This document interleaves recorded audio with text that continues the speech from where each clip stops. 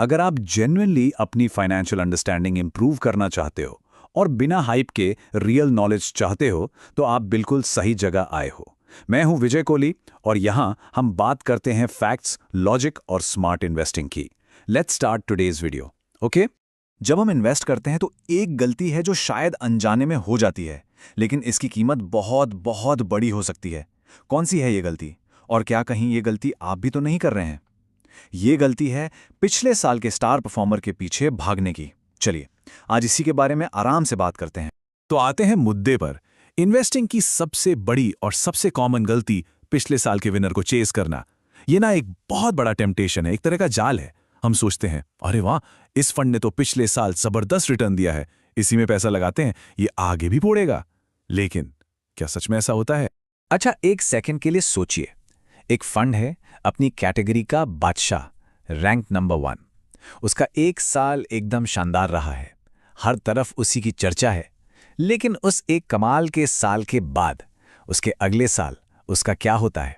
क्या वो अपनी टॉप पोजीशन बनाए रख पाता है? इसका जवाब शायद आपको थोड़ा हैरान जरूर करेगा। और ये देखिए डेटा, कोई कहानी नहीं, सीधा नंबर। एक फंड था जो 2014 में रैंक नंबर 1 पर था, नंबर 1। और अगले ही साल 2015 के आखिर तक जानते हैं वो कहां पहुंचा? वो गिरकर पहुंच गया रैंक 270 पर। हाँ, आपने सही सुना, एक से सीधा 270। मतलब टॉप से कितना नीचे? ये दिखाता है कि अर्श से फर्श तक का सफर कितनी तेजी से तय हो सकता है। तो यहां से सबसे जरूरी सबक क्या मिलता है? एक लाइन जिसे आप गांठ बांध लीजिए, विनर्स रोटेट होते हैं। बस, जो आज का विनर है वो कल भी विनर रहेगा, इसकी कोई गारंटी नहीं है। और ये मैं नहीं कह रहा, ये डेटा बार बार चीख चीख कर यही बात बता रहा है। ठीक है, तो अब जब हमने ये समझ लिया है कि विनर्स रोटेट होते हैं, तो चलो थोड़ा और गहराई में जाते हैं। चलिए देखते हैं कुछ ठोस डेटा जो इस पैटर्न को और साफ तरीके से दिखाता है, क्योंकि ये समझना बहुत जरूरी है कि आखिर ऐसा होता क्यों है। अब ये जो आप देख रहे हैं ये काफी कुछ बताता है।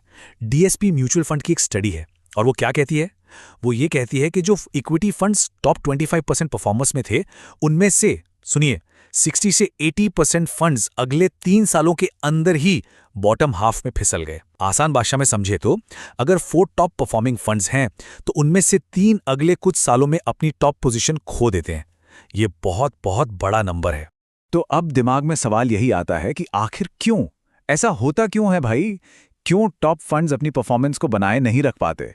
इसके पीछे कुछ बहुत ही सॉलिड लॉजिकल कारण है। चलिए एक एक करके उन्हें समझते हैं।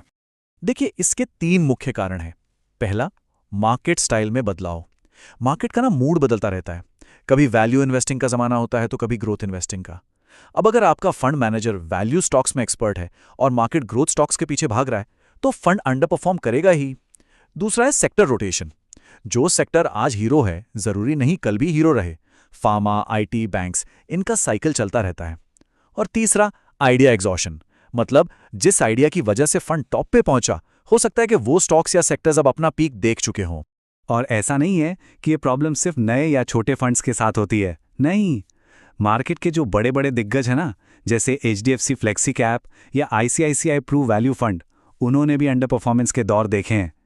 ये इस बात का सबूत है कि ये एक नेचुरल मार्केट साइकिल है, कोई भी इससे बच नहीं सकता।